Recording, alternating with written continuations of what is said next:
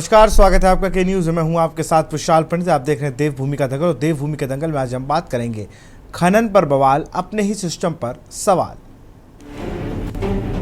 चीता कहते हो, चीता किस बात का? 40 मिनट तो मुझे हो गया, पूरे के पूरे थाने को लाइन हाजिर करें।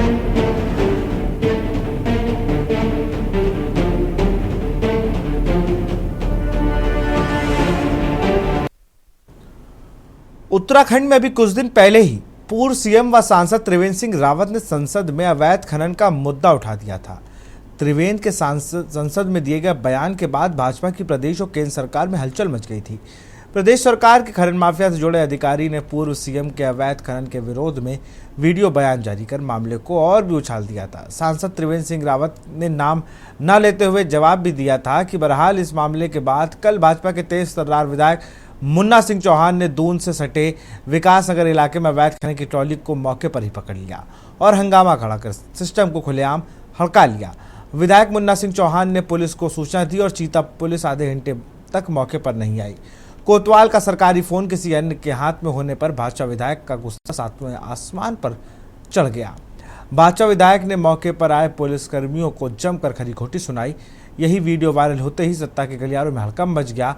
वहीं प्रदेश में हो रहे अवैध खनन पर विपक्ष ने हल्ला बोल दिया। आज करेंगे इसी पर चर्चा, लेकिन उससे पहले इस रिपोर्ट को देखिए।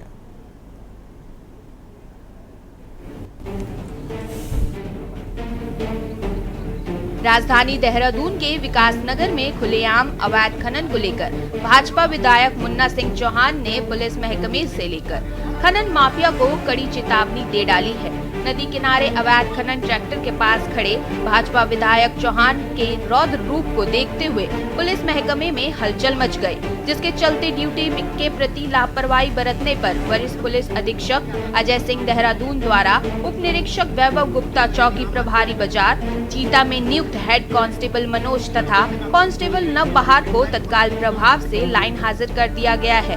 वहीं विपक्ष का कहना है कि प्रदेश में हो रहे अवैध खनन पर नकेल लगने में थामी सरकार फेल नजर आ रही है। मैं ये फोन करके ये पिकेटिंग मैं करता हूँ।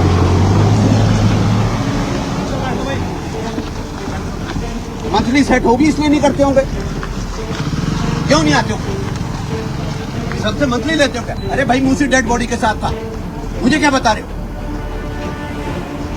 डाक पत्थर में उसको रिकवर करने के लिए सर्च एंड रेस्क्यू ऑपरेशन में मैं साथ था।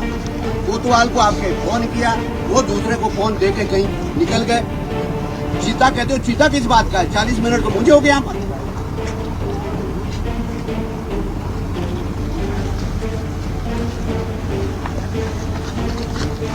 अभी मैं कह रहा हूँ पूरे के पूरे थाने को लाइन हाजिर करें। देखिए, लोकसभा में इस प्रदेश के पूर्व मुख्यमंत्री जो हरिद्वार के माननीय सांसद हैं श्री त्रिवेंद्र सिंह रावत जी, उन्होंने लगातार दूसरी बार अपनी ही पार्टी की सरकार को कटघरे में खड़ा करके ये आरोप खुलेआम लगाया है कि उत्तराखंड में अवैध खनन हो रहा है। उन्होंने ये आरोप लगाया है कि राज्य में सरकार के संरक्षण में अवैध खनन हो रहा है। अपनी सरकार के बारे में उन्होंने दूसरी बार लगातार कहा है कि अवैध खनन करने वाले लोगों की हत्या कर रहे हैं। अवैध जो डंपर चल रहे हैं, ट्रैक्टर ट्रॉली चल रही हैं, वो लोगों को कुचलने का काम कर रही हैं। ये हम नहीं कह रहे हैं, प्रदेश के पूर्व मुख्यमंत्री जो भाजपा के माननीय सांसद हैं वो कह रहे हैं। कांग्रेस के सारे आरोपों पर उन्होंने मोहर लगाई है। कांग्रेस इस बात को कहती आई है कि राज्य में खनन माफिया पूरी तरह से सरकार के संरक्षण में राज्य में तबाही मचाए हुए है। और उसी बात को दूसरी बार त्रिवेंद्र सिंह रावत जी ने पार्लियामेंट में खड़े होकर कहा है, लोकसभा में खड़े होकर के कहा है, हम धामी सरकार से बात कर रहे हैं, हम उनसे सवाल कर रहे हैं। आपको बता दें, प्रदेश में अवैध खनन का मामला पूर्व मुख्यमंत्री व वर्तमान में हरिद्वार सांसद त्रिवेंद्र सिंह रावत द्वारा लोकसभा में उठने के बाद खनन विभाग ने राज्य में 5 सदस्यीय विशेषज्ञ समिति का गठन किया है, जो राज्य में खनन के भूगर्भीय प्रभावों का अध्ययन कर रही है। समिति में अध्यक्ष के तौर पर वाडिया हिमालय भूविज्ञान संस्थान देहरादून के वरिष्ठ वैज्ञानिक को रखा गया है। इसके अलावा भारतीय सर्वेक्षण विभाग के भूकंप वैज्ञानिक, IIT रुड़की के विशेषज्ञ, भारतीय सुदूर संवेदन संस्थान के वरिष्ठ विशेषज्ञ वैज्ञानिक को सदस्य बनाया गया है। भूतत्व एवं खनिकर्म विभाग के संयुक्त निदेशक को भी इसका सदस्य सचिव बनाया गया है। विभाग के निदेशक का कहना है कि खनन पर अभी अन्य रिपोर्ट मिलनी बाकी है। इसके बावजूद प्रदेश में अवैध खनन हो रहा है, जो चिंता का विषय है। देखो, उत्तराखंड क्रांति दल तो इसको इस ढंग से देखता है कि एक कहावत है, जिसका मियाँ थानेदार तो डर खाएगा। जब खनन माफिया खुद प्रदेश का मुखिया सीएम हो तो इस पर रोक लगाने वाला कौन होता है। आपको बताते हैं कि हमारे युवा नेता जो आशुतोष नेगी हैं, उन्होंने ये बात सबसे पहले उठाई थी, तो उनके ऊपर और किसी बात से लगाकर 50 किस्म के मुकदमे लगाकर उनको जेल भेज दिया गया है। संसद के अंदर बोलकर कर दी है। इसका हालिया नज़ारा देखने को मिला। विकासनगर से विधायक मुन्ना सिंह चौहान खुद अवैध जो खनन की ट्रॉली भरी हुई है उसको पुलिस को कह के पकड़वा रहे हैं। किस प्रकार से प्रदेश के अंदर धड़ल्ले से जो खनन माफिया हैं उनको सरकार का संरक्षण प्राप्त है, ये जग जाहिर हो चुका है। आज पूरे प्रदेश के अंदर खनन हो रहा है। सरकार नाम की कोई चीज़ प्रदेश में रह नहीं गई है। जब सरकार का खुलेआम संरक्षण इनको मिल रहा हो, प्रदेश के पूर्व मुख्यमंत्री को सदन के अंदर ये कहना पड़ रहा हो, इनके विधायक खुद ट्रैक्टर ट्रॉली पकड़ा रहे हैं, सरकार फिर भी आंखें मूंदे बैठी हुई है। मुख्यमंत्री जी को बात स्पष्ट करनी चाहिए, जनता को बताना चाहिए कि क्यों आप लोगों ने ये जो खनन माफिया इनको संरक्षण दे रखा है। आज मुझे लगता है जिस ओर आप इस क्वेश्चन को ले जा रहे हैं वो गलत है।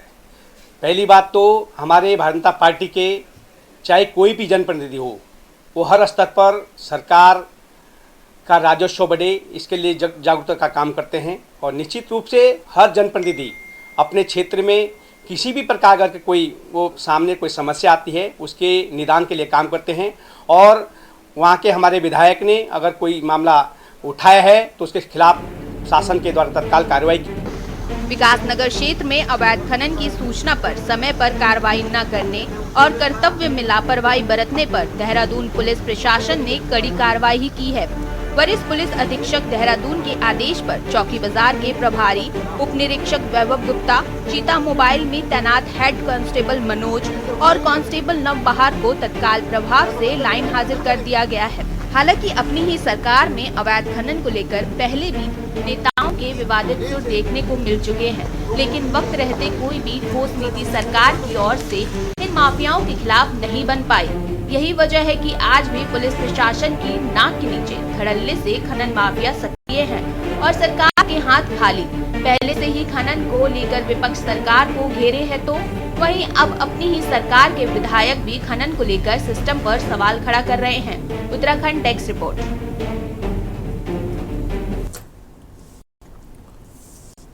और इसी पर चर्चा करेंगे। हमारे साथ राजेश बिष्ट है, प्रदेश प्रवक्ता बीजेपी, आशीष सैनी है, प्रदेश प्रवक्ता कांग्रेस, शांति प्रसाद भट्ट जी है, केंद्रीय प्रवक्ता यूकेडी, और रतनमणि डोभाल जी है, राजनीतिक विश्लेषक। और देर में हमारे साथ शिव प्रसाद सेमवाल जी भी जुड़ेंगे, LRP के अध्यक्ष हैं।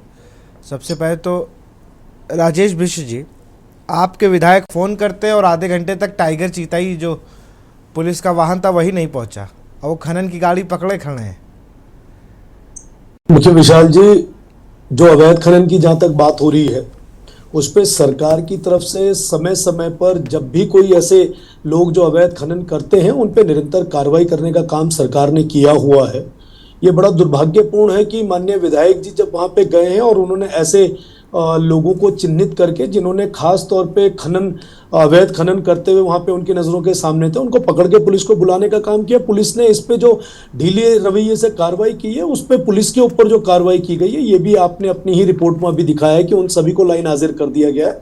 और ऐसे कर्मचारियों को, चाहे वो विभाग के हो, खनन विभाग के हो, पुलिस की टीम हो या अन्य कोई भी लोग हों जो किसी प्रकार से अगर ऐसे गलत कामों में उन लोगों को संरक्षण देते हैं या उनको सहयोग करते हैं तो उनको दंडित करना चाहिए। जो सरकार की अच्छी पहल रही कि उन्होंने तत्काल प्रभाव से उन सबको लाइन हाजिर कर दिया। मैं ये समझता हूं कि अवैध खनन किसी भी तरीके से प्रदेश के राजस्व को नुकसान पहुंचाने वाला काम है और इस पे पुलिस को बिल्कुल कड़ाई से काम करना चाहिए। जहां पर भी ऐसी खबरें उन तक आती हैं, ये तो माननीय विधायक जी का बड़ा आभार कि उन्होंने ऐसे मौके पे जाके इनकी आंखें खोली और इनको बताया कि आप जो यहाँ पे ड्यूटी पे सोने का काम कर रहे हैं या कार्रवाई नहीं करने का काम कर रहे हैं या आपने कार्रवाई करनी चाहिए, और इनको दंडित किया है। तो मैं समझता हूँ कि इस पर कठोर से कठोर कार्रवाई जो चल रही है इससे भी कठोरतम कार्रवाई ऐसे लोगों पे होनी चाहिए जो ऐसे अवैध खनन करने वाले लोगों को संरक्षण देते हैं। जी विशाल जी।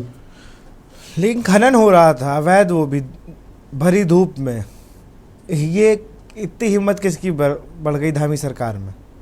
देखिए विशाल जी, मजबूत कैसे होगा? हिम्मत जब किसी भी प्रकार का कानून बनता है और कानून का पालन किया जाता है। अब एक उदाहरण के तौर पे हम कहते हैं चोरी, डकैती, लूटमार, ये सब हर तरह से गलत काम है, लेकिन उन सब पे कानून बनने के बाद भी कहीं ना कहीं ये लोग जो इस तरह के प्रवृत्ति के लोग होते हैं, जिनका गुजारा इन चीज़ों से होता है, जो इसके बगैर रह नहीं सकते, जो गलत काम ही करना चाहते हैं, उनको रोकने के लिए थोड़ा सा पुलिस की जो ढील है वो ढील नहीं होनी चाहिए। और मैं बिल्कुल आपकी बात से सहमत हूं कि इस पे पुलिस की जो ढील रही है, इनको ऐसे पुलिसकर्मी अगर प्रदेश के अंदर किसी भी जिले में है जहां पे अवैध खनन हो रहा है या कोई भी गलत काम हो रहा है, तो उस पे उनके लिए दंडात्मक कार्रवाई होनी चाहिए और इससे कठोर कार्रवाई होनी चाहिए। सिर्फ लाइन हाजिर करने से कुछ नहीं होगा, उनको सस्पेंड करके कुछ टाइम के लिए उनकी ड्यूटियों को याद दिलाना चाहिए। और ऐसा नहीं है कि धामी सरकार कोई भी काम पारदर्शिता से नहीं कर रही है। अगर पारदर्शिता से काम नहीं कर रही होती तो ये रिपोर्ट आपके पास नहीं होती। माननीय विधायक जी ये रिपोर्ट को ऐसे प्रचारित नहीं करते। ये तो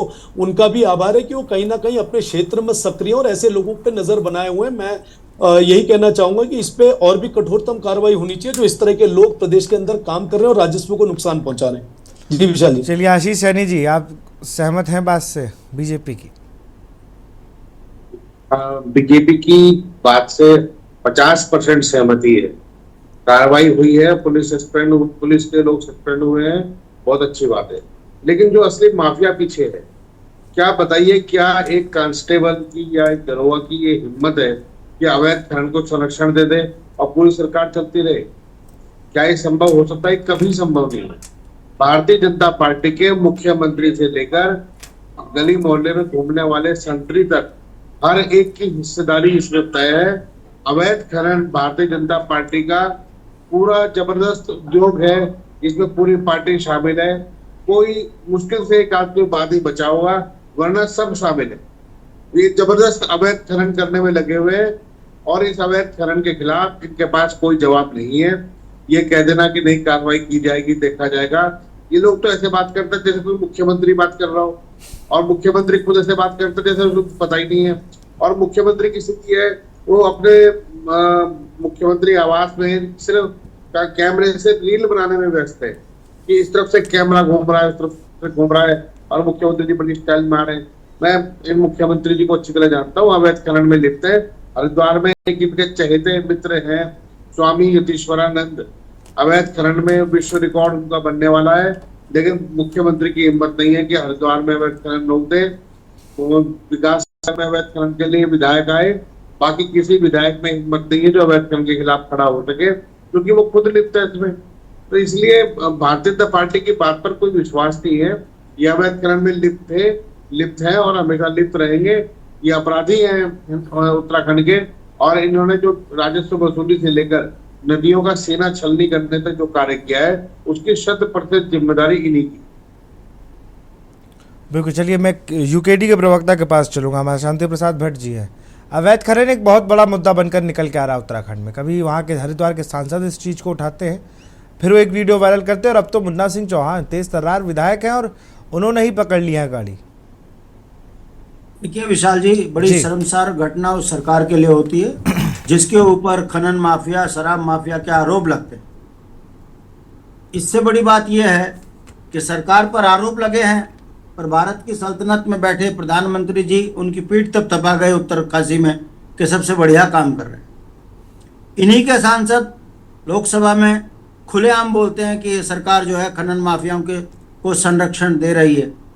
और अब इन्हीं के विधायक, क्योंकि अब चुनाव 1.5 साल रह गया, अब चुनाव नज़दीक है, मंत्री पद मिल नहीं रहा है, तो सवाल खड़े करना बनता है कि विकास नगर में पिछले 4 वर्षों से लगातार जो खनन रात और दिन हो रहा था, वो अब जाकर इनको दिखा।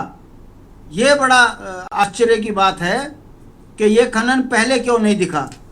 अब सवाल खड़ा होता है कि जिस सत्ता के ऊपर खनन माफिया, शराब माफिया के आरोप लगे हों, और जिस सरकार के खिलाफ लोकतंत्र के सबसे बड़े मंदिर पर सवाल खड़ा हो, उसके बाद से लेकर अभी तक ना किसी अधिकारी पे कार्रवाई हुई, ना किसी डीएम का ट्रांसफ़र हुआ, ना कोई रिपोर्ट सार्वजनिक हुई कि उतनी बड़ी शिकायत पर क्या सरकार ने कदम उठाए। परिणाम आपके सामने है। आप संसद में बोलो, अखबारों में छपाओ, प्रेस कॉन्फ्रेंस करो, या फिर मुन्ना सिंह चौहान जी की तरह पर जो है सड़कों पर खड़े होकर अपनी सरकार की छीला हवाई करें। कहने का मतलब है आप कितना ही इनकी खबरें दिखा दीजिए, कोई फर्क नहीं पड़ता भारतीय जनता पार्टी को। ये खनन माफियाओं की सरकार है, दबा के उत्तराखंड की संपदाओं को लूटने में नंबर 1 है। अखबार पटे पड़े हैं, आम जनमानस की समझ में आ चुका है कि ये व्यापारी पार्टी जब तक सत्ता में रहेगी दोनों हाथों से संपदाओं को लूटेगी। और ये परिणाम आपके सामने, जो जिस तरीके से मुन्ना सिंह चौहान ने कहा कि 40 मिनट से मैं खड़ा हूं, मुझे पुलिस वाला भी तवज्जो नहीं दे रहा है, दरोगा फोन नहीं उठा रहा है। आप समझ सकते हो कि एक जनप्रतिनिधि की इनके शासनकाल में क्या स्थिति रह गई। रही बात कप्तान की, कप्तान के शासनकाल में हत्या हो रही है, खनन के आरोप लग रहे हैं, शराब माफिया पकड़े जा रहे हैं, मगर मजाल है कप्तान के ऊपर कार्रवाई हो जाए। ये अदने से 2 सिपाही लाइन हाजिर करके सरकार क्या दिखाना चाह रही है। ये सुबह लाइन हाजिर होंगे, शाम को फिर बहाल दूसरी जगह पर दिखेंगे आपको। कहने का मतलब है जो बड़ा माफिया है उस पर कार्रवाई ना तो सरकार करने की हिम्मत रखती है, क्योंकि वही सत्ता को पैसा पोषित करती है। यही कारण है कि भाजपा आज अपने ही जाल बुने हुए जाल में फंसी हुई है। और जो आरोप जनता के माध्यम से, अखबार के माध्यम से और इन्हीं के जनप्रतिनिधियों के माध्यम से इन पे लग रहे हैं कि ये उत्तराखंड को लूटने वाली सरकार है, ये नौकरियां बेच देती है, संपदाएं बेच देती है, शराब खुलेआम देवभूमि में बिक रही है, मगर कोई कार्रवाई नहीं हो रही है। आप लोकसभा में चिल्ला लो, देहरादून में चिल्ला लो, कहीं कोई सुनवाई नहीं है। तो धामी जी की जो पीठ प्रधानमंत्री जी ने थपथपाई थी वो यहाँ पर चिरथात हो रही है। जितना लूट के गुजराती को दोगे उतना तुम सुरक्षित रहोगे, क्योंकि कितने चहेते हैं ये भी अब जनता समझ रही है कि खटीमा की जनता ने बुरी कदर हराया, उसके बाद इनको पूरा दिल्ली से आशीर्वाद प्राप्त हुआ और आज फिर दोनों हाथों से उत्तराखंड को लुटवा रहे हैं। ये उत्तराखंड की जनता को देखना है कि राम के नाम से हिंदू मुस्लिम के जहर में जितना आपने भाजपा को पोषित किया है, उतना ही उत्तराखंड के बच्चे से लेके संपदा सब परेशान है, लूट रही है।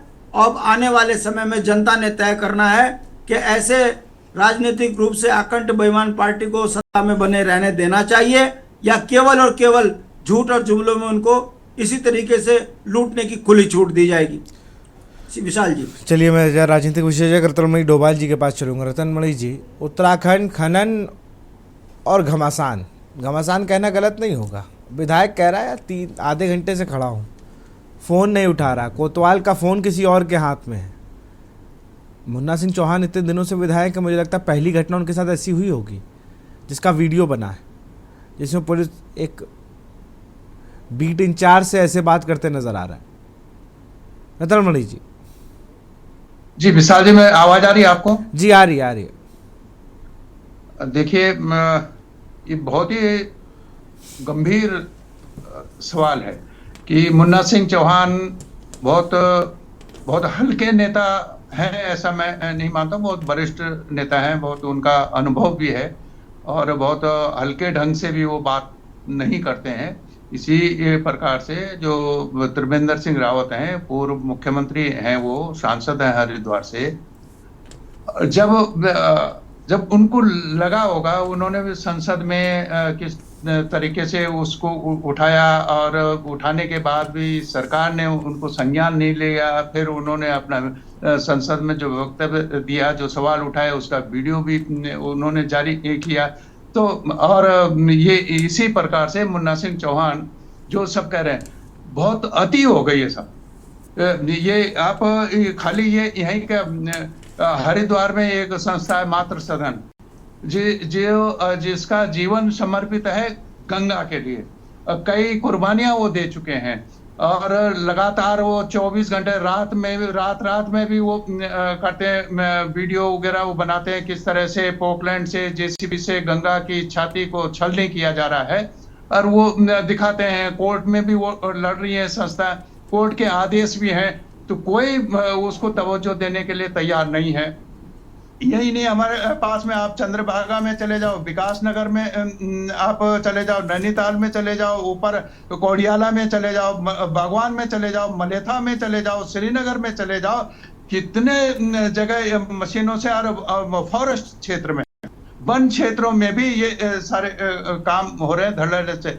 और इसके साथ में दूसरा जो सवाल हम छोड़ देते हैं, जो ग्रामीण क्षेत्रों से इस तरह से जो इनके बड़े बड़े डंपर वगैरह चल रहे हैं, और जितना धूल धकड़ है, जितना लोगों के स्वास्थ्य के साथ जो खिलवाड़ किया जा रहा है, क्योंकि अवैध रूप से करते हैं, कोई उन सड़कों पर कोई पानी का छिड़काव भी नहीं डालते हैं, और तमाम डस्ट से जो दमे के मरीज हैं या जो नहीं है उनको हो रहा है, ये सारी चीजें यार कोई उसको नहीं देख रहा है। ये गंभीर सवाल है और इस पर मुख्यमंत्री को सीधे सीधे हस्तक्षेप करना चाहिए, संज्ञान उनको लेना चाहिए कि आप एक जिम्मेदार विधायक अपने क्षेत्र में, वो कह रहे आधा घंटे तक पुलिस वाला कोई कहाँ, ये चेतक इनके जहाँ चेतक आते हैं 1 मिनट में पहुंच जाएंगे, इसलिए तो वो बना हुआ है। और जो सत्तारूढ़ दल का वरिष्ठ विधायक क्षेत्र में कर रहा है, उसका फोन नहीं अटेंड कर रहे हैं, इंस्पेक्टर ने फोन किसी और को दे दिया है,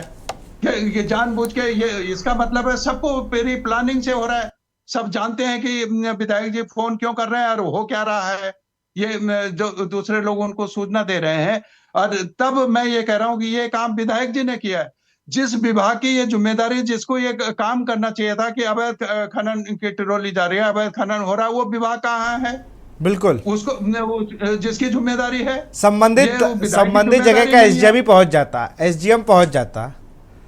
कोई तो पहुंचता ना, ये विधायक की जिम्मेदारी नहीं है, सांसद की जिम्मेदारी नहीं है। वो तो ठीक है, वो सामने गए, उन्होंने देखा और वो सब बताया कि सरकार की तो बदनामी इनकी हो रही है। दिल्ली में भी इसकी चर्चा है बहुत सारे लोगों से जिनसे हमारे संपर्क है कि यार आपके यहाँ तो बहुत लूट हो रही है। अब हो रही है, अब हमने कहा भाई हमारी तो कोई सुनता नहीं है, लेकिन हो रही है, ये बात सही है। लेकिन जितना एक समिति भी बनी थी, वो आपने अपने रिपोर्ट में भी दिखाई, 5 सदस्य समिति, कहाँ है वो समिति? कितना उससे साइंटिफिक ढंग से कितने जगह पर निरीक्षण किया, कितने जगह की उन्होंने रिपोर्ट दी कि कहाँ गलत हो रहा है, कहाँ सही हो रहा है? वो समिति बनाई थी इसी हल्ले में कि अवैध रूप से खनन हो रहा है, लेकिन कहाँ है उसमें? ये ग्राफिक एरा भी है, रुड़की भी है, सब लोग उसमें शामिल है। तो कहाँ समिति ने आज तक कितने जगह का निरीक्षण किया, कितनी जगह की उन्होंने रिपोर्ट दी? ये तो सरकार का काम है। और ये जो खनिज विभाग है, वो विभाग क्या कर रहा है बैठा हुआ? वो क्यों नहीं साइड पे मिलता किसी को? कभी भी किसी पुलिस वाले को नहीं मिलता, किसी उसको एसडीएम को नहीं मिलता, कोई राजस्व विभाग को नहीं मिलता है, तो वो क्या करता है? उसकी जिम्मेदारी कुछ है कि नहीं है? ये बहुत गंभीर सवाल है। और ये निश्चित बिल्कुल रतन मणि जी, आप बने रहिए, जरा हम राजेश बिष्ट के पास भी चलेंगे, आपसे बने रहिए हमारे साथ। फिलहाल वक्त है एक छोटे से ब्रेक का। चीता कहते हो, चीता किस बात का? 40 मिनट तो मुझे हो गया, पूरे के पूरे थाने को लाइन हाजिर करें।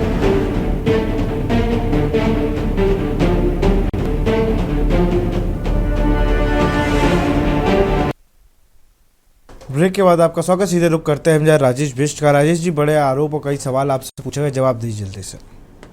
देखिए, विपक्ष जो भी सवाल खनन के मामले पे हो रहे हैं, अपने हिसाब से जो उनको ठीक लग रहा है वो अपने हिसाब से बोले जा रहे हैं। लेकिन सरकार, ऐसा नहीं है कि कोई भी काम जनता के हित में हो या किसी गैर कानूनी काम को संरक्षण दे रही हो, ऐसा सरकार की कोई ना नीति है और ना उस नीति पे काम करते। जो पूर्ववत में सरकारें किया करती थी, अपने लोगों को संरक्षण देने का जो काम किया करती थी, वो भारतीय जनता पार्टी की सरकार नहीं करती है।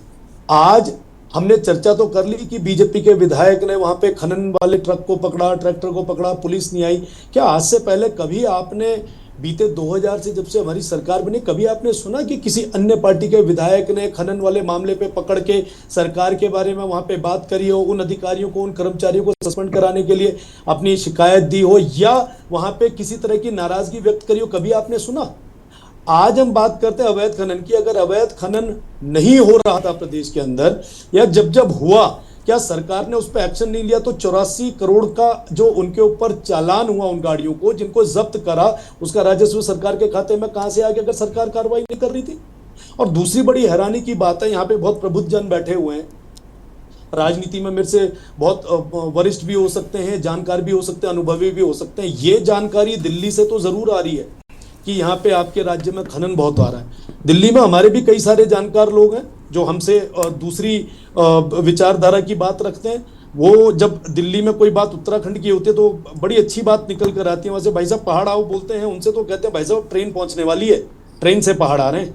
भाई साहब पिछले साल हम गर्मियों की छुट्टी में आए थे, हेलीपैड से पहाड़ पहुंचे थे। भाई साहब आप जिस स्कूल में हम पढ़ते थे आज वहाँ स्कूल अच्छा चल रहा है। भाई साहब जहाँ हमारे माता पिता का इलाज हो रहा था वहाँ पे वो अस्पताल आज अच्छा बन गया है। इस बारे में चर्चा दिल्ली से नहीं आ रही, इस बात का मुझे दुख है। यहाँ पे जैसे मैंने बोला कि वृद्ध भी है, बहुत ज्यादा अनुभवी भी है। सिर्फ एक बात तो निकल कर आई, लोगों से जब चर्चा हुई मतलब दिल्ली में सिर्फ और सिर्फ खनन के बारे में हुई। और धामी की सरकार को क्या भारी पड़ेगा क्या हल्का पड़ेगा ये जनता को तय करने दो ना यार। आप क्यों यहाँ से भविष्यवाणी कर रहे हो कि धामी सरकार को भारी क्या पड़ने वाला है। अगर उत्तराखंड की सरकार काम नहीं करेगी, 27 में जैसे बार बार कहा जा रहा है 1.5 साल का समय बच गया, जनता कर लेगी तय। जिन लोगों पे विश्वास करना होता, अभी इतना समय हो गया, विश्वास करके उनको मौका देती। जिन जिन लोगों को समय समय पे मौका मिला उन्होंने प्रदेश की जनता के साथ अपने जो विभाग उनको आवंटित हुए उसमें क्या क्या उन लोगों ने हेरा फेरी करी, क्या क्या भ्रष्टाचार करे। अभी कई सारी बातें निकल कर आई कि दारू बेची जा रही है, खनन करा जा रहा है, नौकरियां बेची जा रही है। भाई आप लोग क्या कर रहे हो? आप विपक्षी हो ना, आप विपक्षी हो, कोर्ट में इतने मामलों के लिए जा रहे हो, इस मामले के लिए भी जाना चाहिए था। प्रमाण है आपके पास, बगैर प्रमाण के अनर्गल बयानबाजी तो मत करो। आप लोग जिम्मेदार लोग हो। मैं मानता हूं कि विपक्षी लोगों का काम किसी भी बात पर क्रिटिसाइज करना होता है, हम सहमत हैं उस बात से, लेकिन क्रिटिसिज्म का लेवल तो ठीक रखो।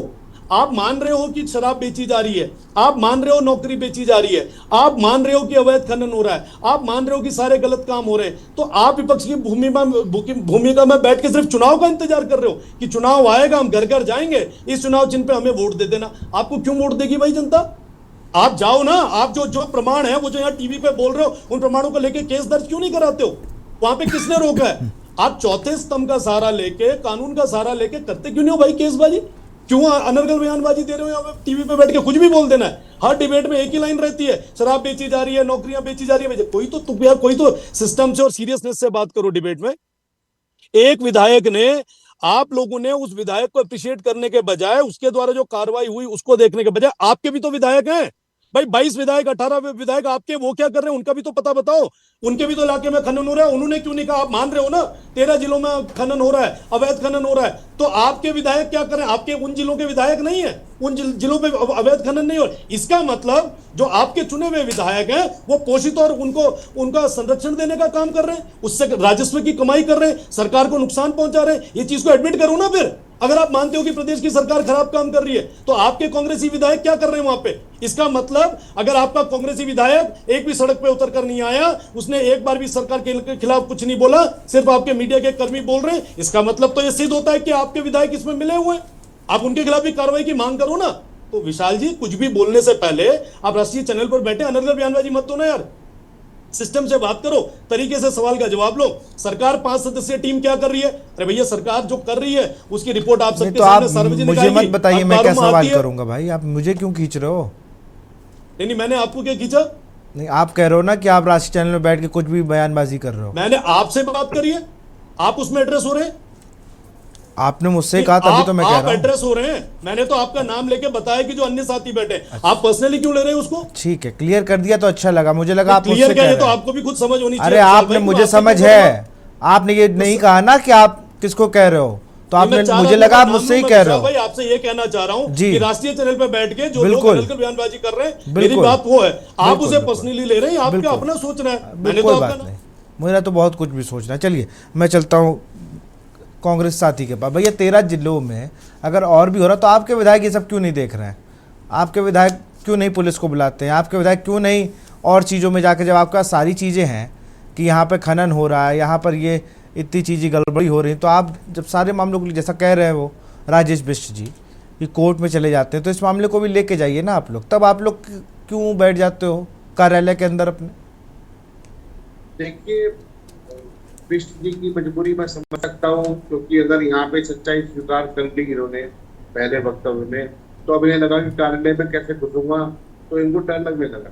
तो इन्होंने, इनका बड़ा आसान तरीका है कि दूसरी बात बैठ के विपक्ष को कोसना शुरू कर, विपक्ष की आलोचना शुरू कर दो। आप ये देखिए, एक बात कही गई, उसका स्पष्ट प्रमाण आया कि इन्हीं के विधायक ने कहा कि ट्रॉली जो अवैध रूप से खनन कर रही थी, मैं आधे घंटे से खड़ा हूँ। आप आधे घंटे से खड़े हैं तो आधे घंटे बाद पुलिस आ भी गई।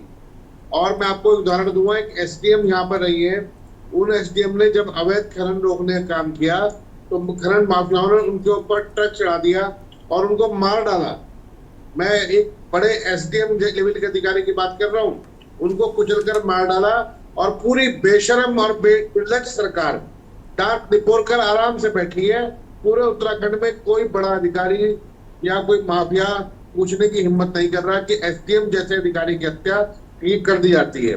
ये खनन माफियाओं के हौसले इतने बुलंद है कि स्वामी यतीश्वरानंद उनके जो, हालांकि मैं ऐसी बातों को विश्वास नहीं करता, लेकिन उन्हीं की जाति का व्यक्ति जब अवैध खनन रोकने का काम कर रहा था तो 22 साल के नौजवान को ट्रक ने कुचल कर मार दिया और स्वामी यतीश्वरानंद भी मुंह पर अपनी टेप लगाकर आराम से बैठे।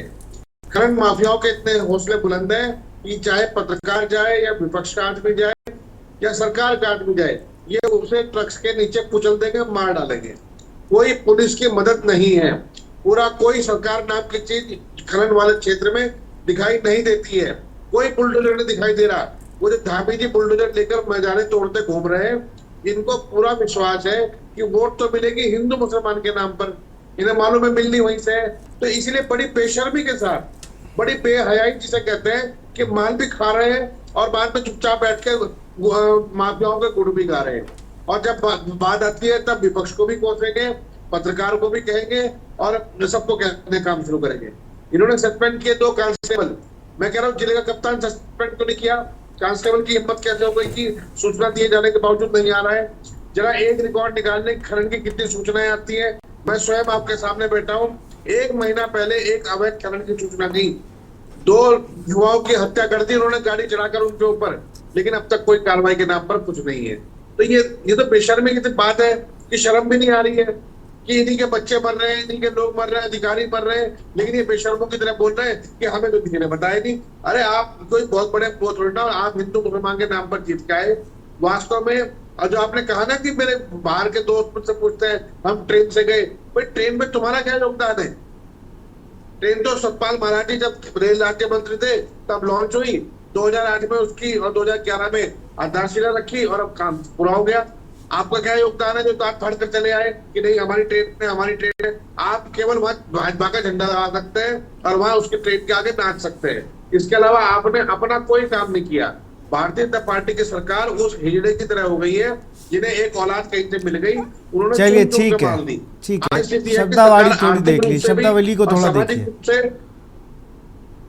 एक सिंगल काम, जब 3 साल इनके मुख्यमंत्री को हुए, एक सिंगल काम बताने में फेल रहे, लेकिन लूटने के मामले में कभी कोई नहीं है। कोई भी कोना मिलेगा वही लूटने के लिए बैठ जाएंगे और माफिया को लेकर बैठेंगे। तो जब इन्हें सवाल पूछते हैं, जरा मुझे बताइए, मैं तो 6 महीने पहले एक सवाल पूछा था कि आपने इस पे केदारनाथ मंदिर का सोना चोरी हुआ है, जरा कोई एसआईटी गठित हुई हो तो बताओ, मैं भी उनके दफ्तर में चला जाऊं अपने सबूत लेकर, लेकिन नहीं है। शिक्षा माफिया को इन्होंने हावी कर रखा है, स्कूलों की फीस बढ़ाई जा रही है, शिकायत लिखते रहो कि सरकार झूठी पॉलिसी बनाती है और अगले 3 साल तक के लिए फीस बढ़ाने पे छोड़ देती है। एक ऐसा पैरामीटर नहीं है। ट्रांसफर पोस्टिंग को उद्योग बना रखा है। सारे जो शिक्षा माफिया है इनके, वो सारे दिन मुख्यालय पड़े हुए ट्रांसफर पोस्टिंग का काम करते हैं। एजुकेशन के मामले में फीस बढ़ाई और जो प्राइवेट ऑपरेटर की, प्राइवेट पब्लिशर है, उनकी किताबें लगाई जा रही है। कौन सा ऐसा सेक्शन बचा है जहां पर इन्होंने लूट न की हो? लेकिन फिर भी जब मीडिया में आएंगे ठीक है आशीष जी, बिल्कुल ठीक है। मैं जरा अब यूकेडी के प्रवक्ता का रुख करूंगा। आप लोग भी विपक्ष के ही दल हैं, आप लोगों ने कभी ऐसी मांग क्यों नहीं उठाते हैं? आप तो दोनों दलों से पूछ सकते हैं भाई कि आपके विधानसभा में चल क्या रहा है। शांति प्रसाद जी, इसका जो काम है सरकार उस पर अमल तो करे। अभी सरकार के प्रवक्ता जो बोल रहे हैं कि अगर खनन हो रहा है तो मुकदमा करें, कोर्ट जाएं। अरे भाई 1000 करोड़ के घोटाले में हमारे आशुतोष नेगी जो हैं PIL डाल चुके हैं, इनको मालूम नहीं है। अरे भाई अंकिता हत्याकांड में हम चीख चीख के कह रहे हैं कि VIP इनका नेता है, CBI जांच करो, ये उस पर नहीं सुन रहे। इनकी विधायक संलिप्त है, उस पर काम नहीं हो रहा है। आए दिन शराब के अवैध कारोबारी भाजपा के नेता निकल रहे हैं पहाड़ों में। अब भाजपा कार्रवाई नहीं करती तो इसमें हम क्या कहें। अब हमने तो छापा नहीं मारा ना, अभी विधायक इन्हीं के हैं, वही कह रहे हैं कि अवैध काम हो रहा है। और पुलिस के कप्तान एक मामूली 2 सिपाहियों को लाइन हाजिर कर रहे, दरोगा सुन नहीं रहा। तो ये जो अराजकता का माहौल है, ये क्या बताने के लिए काफी नहीं है कि भाजपा के शासनकाल में किस तरह की लूट और छूट है। मगर क्या करें, सुनना किसी की नहीं, करना कुछ नहीं। दोनों हाथों से राज्य लूट रहे, हर घर में हाकम पैदा कर दिए, नौकरियां बिक रही हैं। आउटसोर्सिंग एजेंसियों के नाम पर भी 2-2 लाख रुपए तुम जो है काम के लिए उसके ले रहे हो, नौकरी लगाने के। आप जाकर जरा सचिवालय में शाम को जाके तो देखिए कि कितनी बुरी हालत है, कितना बुरी स्थिति है इस समय पर। जिस आम जनमानस को राजनीति का पता नहीं है, वो भी बोल रहा है चौक चौराहों में कि ये तो खनन माफियाओं की सरकार है, ये तो शराब माफियाओं की सरकार है। शराब डीएम पकड़ रहा है देहरादून में, 20 रुपए 30 रुपए हर बोतल पे एक्स्ट्रा। मैं पूछना चाहता हूँ, 50,000 रुपए के जुर्माने के बाद कितने दुकानों के लाइसेंस रद्द हुए? जाकर देखो, शाम के टाइम पे फिर वही काम चल रहा है।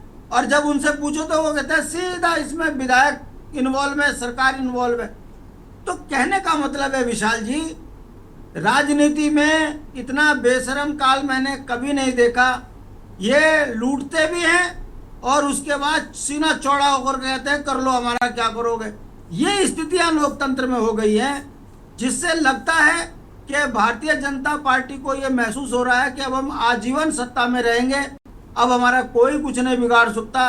राज्य लूट लो, संसाधन लूट लो, कुछ भी कर लो, हमारे को जनता इसी तरीके से वोट देती रहेगी। भाई जिस दिन सरकार पलटेगी, आपके काले कारनामे जनता के बीच में आएंगे, आपको भी इसका सबक जरूर जनता सिखाएगी।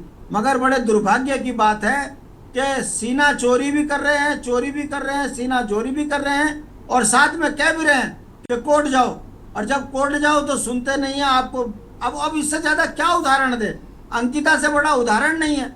उत्तराखंड के अंदर आप माने इस बात को कि आपके सांसद ने आपकी पोल संसद में खोल के रख दी और उस पर आपकी कोई रिपोर्ट अभी सार्वजनिक नहीं हुई। ना तो आपने उनको नकारा, ना उनके लगे हुए आरोपों का आपने प्रेस करके खंडन किया, ना आपने किसी डायरेक्टर खनन वाले पे कार्रवाई करी, ना कभी सचिव से कोई इस पर जवाब तलब किया। हाँ, इतना जरूर है, बयानबाजी हुई, कुछ दिन बयानबाजी हुई और मामला ठंडे बस्ते में चला गया। तो विशाल जी, ये दौर है इस समय भाजपा का, बहुत बुरी स्थिति में राज्य है। जनता देख रही है, देखते आगे सबक कब सिखाएगी इनको। चलिए, बिल्कुल अब जनता के ऊपर ही है, वो तो कह ही रहे हैं। अगर हम काम खराब करो तो हमें चुनाई क्यों जाता। मैं आऊँगा आपका रतन मणि से पहले राजेश जी के पास चलूँगा। राजेश जी, अभी जिस तरीके से हम कांग्रेस के प्रवक्ता को सुन रहे थे, जब उनका आरोप बढ़ा, ये लगातार बीजेपी के लोगों पर लगता है जब उनके पास कुछ बोलने को नहीं होता तो वो विपक्ष को के ऊपर चढ़ जाते हैं और उनकी बुराई करने लगते हैं कि ये अपना गिरेबान नहीं झांक रहे हैं। ये लगातार आरोप लगता है कांग्रेस द्वारा बीजेपी पर। विशाल जी, हमने पूर्व के समय की सरकारों पे कोई आरोप नहीं लगाया। हमने कहा वर्तमान में 2022 में जो 70 विधायक चुने गए हैं, इसमें से 47 विधायक भारतीय जनता पार्टी के हैं, बाकी विपक्षी हो गए सारे। हमने इस कार्यकाल के समय में इनकी बेशर्मी से दिए गए सवाल का बेशर्मी के साथ ये जो सवाल हम पे कर रहे हैं उसका जवाब मैं आपको दे रहा हूं कि बाकी के विपक्ष के जो 23 विधायक हैं, ये कहते हैं पूरे प्रदेश में खनन हो रहा है। हमारा सवाल इसी कार्यकाल में, बीते टाइम में इनके पूर्व मुख्यमंत्री ने, इनके विधायकों ने किस किस को खनन, शराब की दुकानें, डिस्टिलरी के बड़े बड़े प्रोजेक्ट और कहां नेशनल हाईवे बेचा, कहां बैकडोर से आज भी इनके विधानसभा अध्यक्ष का इतना 180 नौकरियों का, 280 नौकरियों का इतना बड़ा केस चल रहा है कोर्टों के अंदर। ये जगने के बाद भी, दिखने के बाद भी बेशर्मी से डिबेट में कुछ भी बोल देना। हम तो वर्तमान के विपक्षी विधायकों की बात कर रहे हैं। एक विधायक आपको दिखा इस 3.5 साल के कार्यकाल में, किसी एक विधायक ने, विपक्षी ने खड़े होकर कहा मेरे यहां से एक अवैध खनन का ट्रैक्टर गया है, हमारे यहाँ पे एसडीएम के ऊपर गाड़ी चला दी, मतलब कुछ भी बोल देना। दूसरा, यूकेडी के हमारे बड़े भाई को बकवास अरे आशीष भाई, एक सेकेंड, ठीक है, दोनों लोगों से आग्रह है, जरा दोनों लोग को समय दिया भरपूर। आशीष भाई, ऐसे नहीं चल पाएगा, ऐसे नहीं हो पाएगी भाई डिस्कशन। ऐसे नहीं हो पाएगा। राजेश जी, राजेश जी, राजेश जी, अरे तुम्हारे समय की कोई चिंता नहीं है। ठीक है, कोई नहीं बोल रहा, एक सेकंड धैर्य रखिए भाई, बात बोलने तो दीजिए। आशीष जी, आशीष जी जरा उनकी बात पूरी है, फिर आपको दूंगा पूरा समय। भाई पूरा समय दिया मैंने आपको, आप सुन लीजिए, फिर उनका धैर्यपूर्वक जवाब दे दीजिएगा। झूठ बोलते हैं ये, हम नहीं बोलते झूठ, हम सच बोल रहे हैं। तो दर्द हो रहा है, हमारे सच में तो दर्द हो रहा है। अरे हत्या करने वाले आप लोग, आपको पता है हत्या हुई करने वाले आप लोग होंगे। डिबेट करने वाले बैठे हैं यहाँ पर, जिनके लिए जमीन नहीं दिख रही है, दिखाई नहीं दे रही है। चलिए आशीष जी, उनकी बात पूरी होने दीजिए पहले, फिर आऊंगा आपके पास ना। पहले उनकी बात पूरी होने दीजिए, पहले उनकी बात पूरी होने दीजिए। आशीष जी, आशीष जी, मैंने आपको पूरा समय दिया, प्लीज उनकी बात पूरी होने दीजिए, फिर मैं आपके पास आऊंगा। इन बदकार लोगों की बात सुन रहा हूं मैं आधे घंटे से, 1 घंटे से। मेरे समय पे आप तो ठेकेदार, आप हो ठेकेदार। मुझे मालूम है शाम की दिहाड़ी कटेगी, पता है मुझे। आज की दिहाड़ी कटेगी, मुझे पता है दिहाड़ी कटेगी आज की दिहाड़ी कटेगी आपकी। आज आप जवाब नहीं दे पाए, होमवर्क नहीं करा, आज दिहाड़ी कटेगी, आज की दिहाड़ी कटेगी। अरे ऐसे तो दोनों लोग की बातें नहीं समझ में आएंगी भाई, आप लोग पर्सनल क्यों हो रहे हैं? मुद्दे पे रहिए ना, मुद्दे पे रहिए दोनों लोग। के साथ अपने समय का इंतजार करता हूं, इनकी दिहाड़ी कटेगी, इनकी दिहाड़ी कटेगी। आशीष जी, आशीष जी, आग्रह कर रहा हूं, उनकी बात पूरी होने दीजिए। आज ये होमवर्क करके नहीं है, दिहाड़ी कटेगी शाम को इनकी। चलिए जल्दी से मुद्दे पे आइए राजेश भाई, मुद्दे पे। दिहाड़ी कटने वाली इनकी रो रहे बेचारे, आज के नंबर कटेंगे, आज के नंबर कटेंगे, आशीष भाई नंबर कटेंगे। अरे ठीक है आशीष जी, पहले उनकी बात पूरी हो जाने दीजिए। राजेश जी से मुद्दे पे बात। सब विशाल जी, जब इन लोगों ने मुद्दे से हटके अंकिता भंडारी पे बात करी, वीआईपी पे बात करी, आपने क्यों नहीं कहा मुद्दे पे बात करो? आपने क्यों नहीं सवाल करा? अब मैं अगर इनकी बात इनकी पार्टी के हिसाब से कर रहा हूं, आप क्यों कह रहे हैं मुद्दे पे बात करो? इनकी बात का वो जवाब ना दे।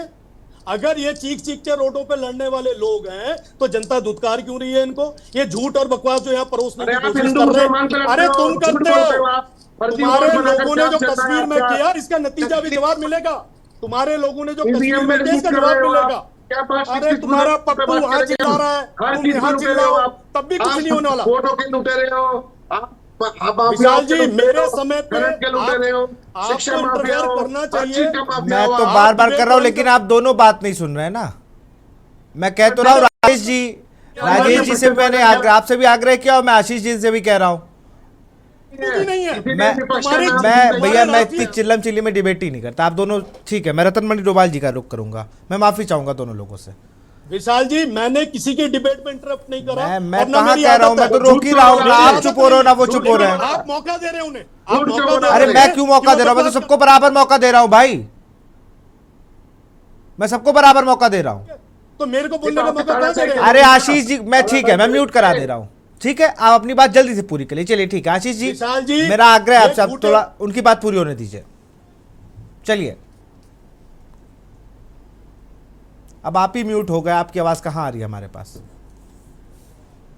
विशाल जी, ये जो झूठे लोग हैं, देश में प्रधानमंत्री को इनका पप्पू गाली देता है, उसे उठा के बाहर फेंक दिया जनता ने। प्रदेश में ये अपने उन लोगों के बारे में शील्ड कर रहे हैं जिनके ये खुद संरक्षक हैं। इनके 22 विधायक दबा दबा के कर रहे होंगे खनन, लेकिन वो इसको थोपने के बजाय सरकार के ऊपर थोप रहे हैं। इनके विधायक जमीन में कहीं नजर नहीं आ रहे जो खनन की बात करते हो। खास तौर पर अभी जब हमने दूसरी बात करी, हमारे बड़े भाई शांति प्रसाद भट्ट जी ने जो इतनी चर्चा करी, इतनी सारी बातें करी, ये हमारी पार्टी की बात कर रहे हैं। अरे आप लोग अपनी पार्टी को देखो, आप लोगों ने अपना चुनाव चिन्ह तक खो दिया। जनता के बीच में रोज जा जाके आप गालियां देते हो प्रदेश सरकार को, रोज नए नए मुद्दों के लिए सड़क में उतर के ड्रामा करते हो। लोग उठा उठा के आपको बाहर फेंक रहे हैं। जनता आपको ग्राम प्रधान लायक नहीं समझ रही है। ये तो शुक्र समझिए कि प्रदेश की जनता कहीं ना कहीं यूकेडी का सम्मान करती है, लेकिन जो पर पार्टी उस समय के नेताओं के लेके यूकेडी के पीछे सामने उनकी बातें थी, वो आप लोग उसका स्तर डे बाय डे गिरा रहे हो। उनको प्रदेश की चिंता थी, लेकिन आप लोगों को क्या हो रहा है? बीजेपी के समय पे आप उनके सहपाठी थे, आप कांग्रेस के समय पे उनके सहपाठी भी थे, आपको कैबिनेट मंत्री का दर्जा भी मिला। आपने पार्टी का इतना बुरा हाल कर दिया, आपसी कलह से पार्टी बर्बाद कर दिया आप लोगों ने। आप प्रदेश की चिंता कर रहे हो।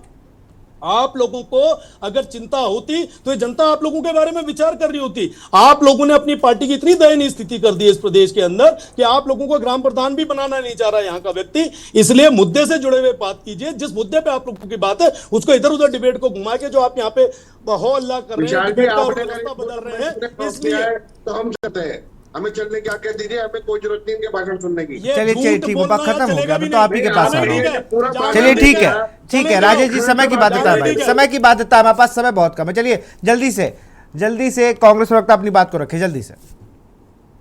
देखिए इन्होंने कहा कि मैंने कहा कि एसडीएम संगीता कनौजिया की हत्या, इन्होंने झूठ बोला। अब भैया आप वही काम आप कर रहे हो, वही काम आप कर रहे हो। अभी आप सबको कह रहे थे ना ऐसे इन्होंने मेरा समय खराब करा। ना आप सब मिलकर डिबेट का समय खराब हो रहा है ना अब तो। मैंने आपको प्लीज राजेश जी प्लीज, ठीक है धैर्य रखिए, आपकी बात सुनी गई, पूरी बात सुनी गई। यही तो कह रहा है,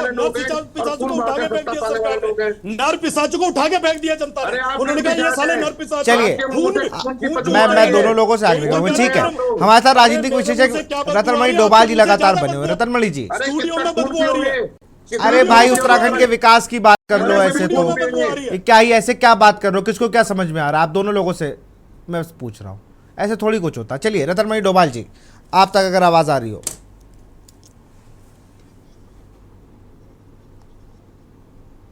शायद म्यूट है सर आप।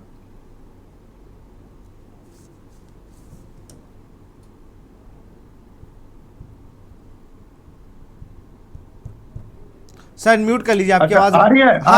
आ गई सर, आ गई।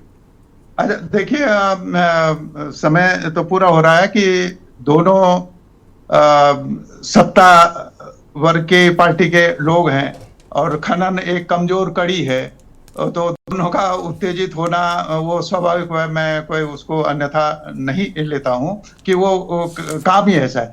लेकिन ये फिर भी अपेक्षा हम लोग करते हैं, जो सत्ताधारी लोग हैं जो बैठे हैं, उनके प्रवक्ता हैं, उनकी बड़ी जिम्मेदारी हो सकता है कि कोई बात हम गलत कह रहे हों, वो उसको संभालना भी उन्हीं का काम है, क्योंकि शासन प्रशासन सब उनके पास होता है। मैं ये कह रहा हूं कि ये खनन का सवाल ये है, खनन अपने आप में बहुत जरूरी चीज है और वो हमारे सरकार का राजस्व का एक बड़ा माध्यम भी है। उससे हजारों लोग उसके रोजगार से भी खनन से जुड़े हुए हैं। कोई किसी की ट्रैक्टर ट्रॉली है, किसी की बोगी है, कोई उसको भरता है, कोई खाली करता है। हमारा सिर्फ ये कहना है, ये मतभेद है कि उस पर सरकार का ध्यान नहीं है, सरकार की मशीनरी का ध्यान नहीं है कि जो बड़ी बड़ी मशीनें पोकलैंड से, जेसीबी से आप जो छलनी कर रहे हैं जमीनों को और कुएं खोद रहे हैं। भूजल, एक तरफ प्रधानमंत्री भी कह रहे हैं, मुख्यमंत्री भी कह रहे हैं कि भूजल का हमको संरक्षण करना है। पट्टे की भूमियों पर इस तरह से तालाब बन जाते हैं, उसके बाद ये बाहर निकलते हैं, उस पर कोई नियंत्रण नहीं है। और जब ये कहा जाता है तो कोई कार्रवाई भी नहीं है। अभी इतनी बड़ी बात है, आपका सांसद कह रहा है, पूर्व मुख्यमंत्री भी है, वो तो ऐसी हवा में तो नहीं कह रहे होंगे। और आपका विधायक, आज का विधायक तो नहीं है, वो अपने क्षेत्र में वो सार्वजनिक रूप से देख रहा है। तो मैं ये समझता हूं कि ये अपने आप में बड़ी बात है और वो मुख्यमंत्री के हस्तक्षेप के योग्य बात है कि उनको उसको ध्यान देना चाहिए कि भाई ये सब क्यों हो रहा है। तो यही तो हम कह रहे हैं कि चीजें आपके साथ पहले तो नहीं आना चाहिए था आपका, वो बार बार हम कह रहे हैं। ये खनिज विभाग जो है, राजस्व विभाग, इसके खिलाफ क्या कार्रवाई हुई आज तक? इतनी चीजें हो रही हैं, हाई कोर्ट भी कह रहा है, सुप्रीम कोर्ट भी कह रहा है, सब कह रहे हैं, ये संस्थाएं जो जा रही हैं कोर्टों में, लेकिन उस पर कोई उस आदेश को पढ़ने के लिए भी तैयार नहीं है। तो ये चीजें कही जाएंगे कि नहीं कही जाएंगे, अब उसके सुनने की भी हमें अगर क्षमता नहीं है तो अब हम क्या कर सकते हैं? हम क्षमा ही मांग सकते हैं उन लोगों से।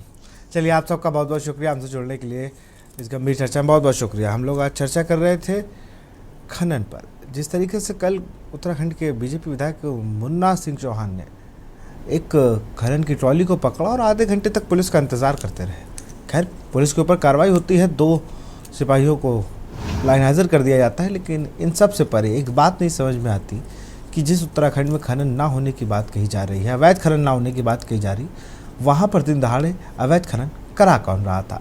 तो फिलहाल देवभूमि के दंगल में इतना ही। देखते रहिए न्यूज़ इंडिया। नमस्कार। चीता कहते हो, चीता किस बात का? 40 मिनट तो मुझे हो गया, पूरे के पूरे थाने को लाइन हाजिर करें।